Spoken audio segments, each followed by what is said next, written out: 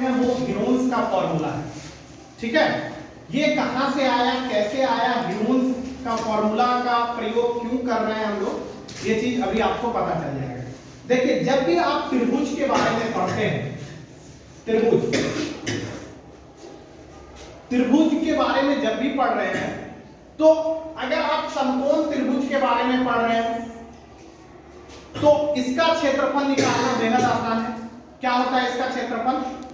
समकोण त्रिभुज का क्षेत्रफल 1/2 गुना आधार गुना ऊंचाई। ठीक है, समकोण त्रिभुज का क्षेत्रफल ये हो जाता है। त्रिभुज को जो बांटा गया है, एक तो उसके भुजा के आधार पर बांटा गया है, एक उसके कोण के आधार पर बांटा गया है। त्रिभुज को दो भागों में विभाजित किया गया है, पहला उसके भुजा के आधार पर और उसके कोण के आधार पर। आप लोग भी थोड़ा थोड़ा बोलिएगा। त्रिभुज को दो भागों में विभाजित किया गया है, किसपे बोलिए? भुजा के आधार पर और कोण के आधार पर। भुजा के आधार पर क्या क्या होता है हम जो बोल रहे हैं, फिर आप लोग रिपीट कीजिएगा। समबाहु त्रिभुज, विषमबाहु त्रिभुज और समद्विबाहु त्रिभुज। देखो, समबाहु त्रिभुज को अंग्रेजी में बोलते हैं इक्विलेटरल ट्रायंगल। क्या बोलते हैं? विषमबाहु त्रिभुज को बोलते हैं स्क्लीन ट्रायंगल और समद्विबाहु त्रिभुज को बोलते हैं आइसोसेलेस ट्रायंगल। याद रहेगा? तो देखिए, अब हम आपको बारी बारी से बता रहे हैं कि आखिर होता क्या है, कैसे इस चीज को करते हैं। समबाहु त्रिभुज, विषमबाहु त्रिभुज, ये जो है, चलिए देखिए, त्रिभुज को दो बराबर भाग में विभाजित कर दिए। एक तो भुजा के आधार पर, भुजा के आधार पर विभाजित कर रहे हैं। पहले भुजा के आधार पर, भुजा के आधार पर पहला नंबर क्या? समबाहु, समबाहु त्रिभुज। दूसरा नंबर समद्विबाहु त्रिभुज, समद्विबाहु त्रिभुज और तीसरा नंबर विषमबाहु त्रिभुज, विषमबाहु त्रिभुज। तीन चीज है। आपको अगर समबाहु त्रिभुज के बारे में बोल दिया जाए, समबाहु त्रिभुज होता क्या है अगर पूछे, तो आप बोलिएगा वैसा त्रिभुज जिनका तीनों भुजा समान हो। वैसा त्रिभुज जिनका भुजा समान हो, वो समबाहु त्रिभुज कहलाता है। जैसे देखिए, ए बी सी लिख दिए, ये साइड भी ए, ये भी ए, ये भी ए, सारा इक्वल साइड। वैसा त्रिभुज जिसका सभी भुजा समान हो, उसको हम लोग क्या बोलते हैं? समबाहु त्रिभुज। अब सवाल उठता है कि समबाहु त्रिभुज का परिमाप क्या होगा? समबाहु त्रिभुज का परिमाप क्या होगा? तो समबाहु त्रिभुज का परिमाप क्या होता है? अगर इसके परिमाप के बारे में बात करते हैं, समबाहु त्रिभुज का परिमाप क्या होगा? तीनों भुजाओं का योग, तीनों भुजा का योग, तीनों भुजा का योग। तीनों भुजा का योग मतलब क्या? a प्लस a, यानी समबाहु त्रिभुज का परिमाप कितना हो जाएगा? समबाहु त्रिभुज का परिमाप क्या हो जाएगा? अगर इसका क्षेत्रफल के बारे में बात करें कि समबाहु त्रिभुज का क्षेत्रफल क्या होता है, तो आप याद रखिए, इसका जो क्षेत्रफल होगा, समबाहु त्रिभुज का क्षेत्रफल जो होगा √3/4 गुना भुजा स्क्वायर। ठीक है, √3/4 भुजा स्क्वायर। ठीक है, ये समबाहु त्रिभुज का क्षेत्रफल होगा। अगर समबाहु त्रिभुज का ऐसे यहां से एक तो लाइन खींच दिए, इसको क्या बोलेंगे? ऊंचाई, एल्टीट्यूड। क्या बोलेंगे? एल्टीट्यूड। अब समबाहु त्रिभुज का ऊंचाई कैसे निकालेंगे? तो √3/2 गुना भुजा। ठीक है, ये चीज और ये चीज याद रखिए। परिमाप, समबाहु त्रिभुज का परिमाप क्या होता है बताइए? समबाहु त्रिभुज का परिमाप 3 गुना भुजा, 3 गुना भुजा, यानी तीनों भुजाओं का योग। समबाहु त्रिभुज का क्षेत्रफल क्या होगा?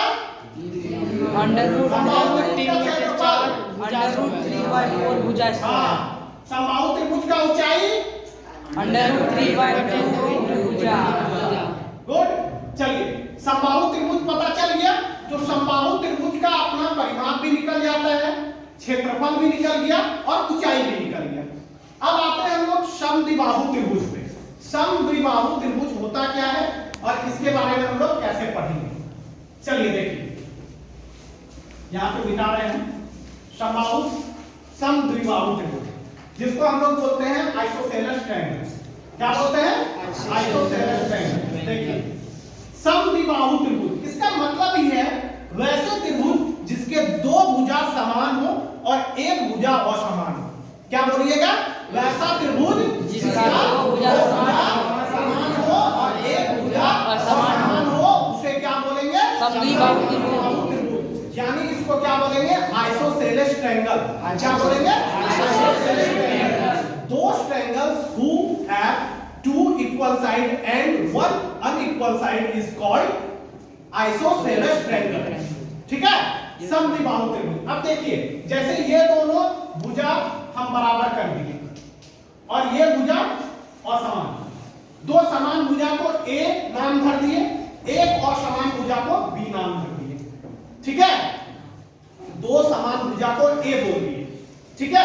मतलब ऐसा समझिए, ये दोनों अपना भाई और ये सौतेला भाई। ठीक है? ये दोनों अपना भाई और ये सौतेला भाई।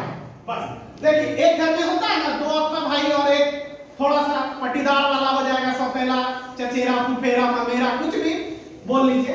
तो देखिए, अब ये दोनों का कैसे क्या होगा, इसका क्षेत्रफल निकालेंगे।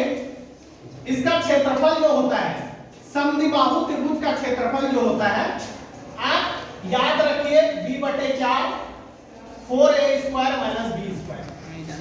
ठीक है? ये सूत्र होता है, क्षेत्रफल होता है b/4 √4a² - b², जहां पे a क्या है? समान भुजा। a क्या है? समान भुजा। और b क्या है? असमान भुजा। b क्या है बच्चा? असमान भुजा। ठीक है? b असमान भुजा। अब बोला जाएगा, बताइए इसका परिमाप क्या होगा? परिमाप, समद्विबाहु त्रिभुज का परिमाप क्या होगा? समद्विबाहु त्रिभुज का परिमाप क्या होगा? तो परिमाप क्या होगा? परिमाप देखिए, A B C, ऐसा इसको नामकरण कर दिया है त्रिभुज का। इसका परिमाप जो होगा, इसका परिमाप होगा 2a + b। देखिए, a + a 2a और ये b, तीनों भुजाओं का योग। त्रिभुज का परिमाप तो वही होगा ना कि तीनों भुजाओं का योग। तो a + a 2a और b 2a + b हो गया तीनों भुजाओं का परिमाप। यानी समद्विबाहु त्रिभुज का परिमाप क्या होगा? 2a + b। समद्विबाहु त्रिभुज का क्षेत्रफल क्या होगा? b/4 √4a² - b²। ये हो गया। अब देखिए, इसको हम मिटा रहे हैं अभी थोड़ा, फिर हम तुम लोग को बता देंगे। देखो, एक होता है अब विषमबाहु त्रिभुज। आखिर विषमबाहु त्रिभुज में एरिया कैसे निकलेगा, क्षेत्रफल कैसे निकलेगा, परिमाप कैसे निकलेगा, इसके बारे में बात करते हैं। देखो, समझो,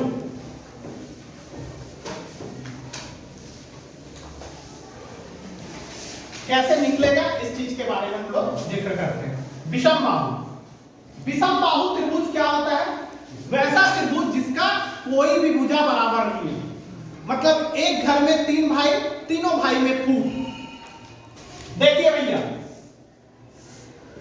A B C, A का सामने वाला A, B कोण का सामने वाला भुजा B और C कोण का सामने वाला भुजा C। ऐसे ही त्रिभुज में नामांकन करते हैं भुजा का। A का सामने वाला A, B का सामने वाला B, C का सामने वाला C। अब एक घर में तीन भाई और तीनों भाई में फूट। हम ज्यादा पैसा देते हैं घर चलाने के लिए, वो बोल रहा है हम ज्यादा देंगे, वो बोल रहा है हम ज्यादा देंगे। तो गांव का सरपंच आता है, जिनका नाम है हिरोल।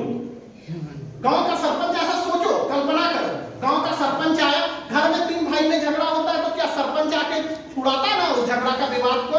क्या भैया ऐसे रहिए, मिल के रहिए। तो हिरोल साहब आए और वो बोले, देखो लड़ने से कुछ होने वाला है नहीं, आपका समस्या क्वेश्चन है, आप खुद सॉल्व कीजिए।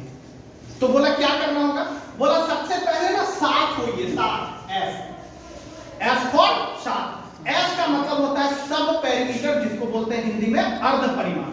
क्या बोलते हैं? अर्ध परिमाण। बोला भैया पहले तीनों भाई सात तो हो, a प्लस बी प्लस सी, तीनों भाई सात हो गए। बोला अब क्या कीजिए ना, अब खर्चा तो आधा कर लीजिए। बोला लीजिए भैया, खर्चा भी आधा हो गया। तो सब पैरामीटर निकालने का, अर्ध परिमाप निकालने का सूत्र क्या हो गया, a प्लस बी प्लस सी बटे अर्ध परिमाप।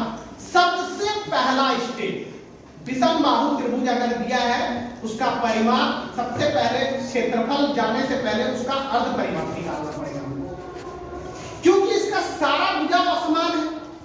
सात भाई में झगड़ा हो रहा है, हम बड़ा तुम बड़ा, हम बड़ा तो तुम बड़ा। बोला कि नहीं, तीनों साथ हो और खर्चा को डिवाइड कर दो, आधा कर दो खर्चा को। अब बोला कि भैया अब क्या, तो क्षेत्रफल अब कैसे निकलेगा? देखिए क्षेत्रफल निकलेगा ऐसे, क्षेत्रफल निकलेगा रूट अंडर एस माइनस ए, एस माइनस बी और एस माइनस सी। इसका मतलब क्या हुआ, अर्ध परिमाप में से पहली भुजा को घटाएंगे, अर्ध परिमाप में से दूसरा भुजा को घटाएंगे, अर्ध परिमाप में से तीसरा भुजा को घटाएंगे। ठीक है, ये हीरोन का मतलब, ये हीरोन का सूत्र है, यही हीरोन का सूत्र है, इसी को बोलते हैं हीरोन का सूत्र। और इससे एक विषम बाहु त्रिभुज का क्षेत्रफल निकल जाएगा। समझ में आया? बोलिए। Yes sir.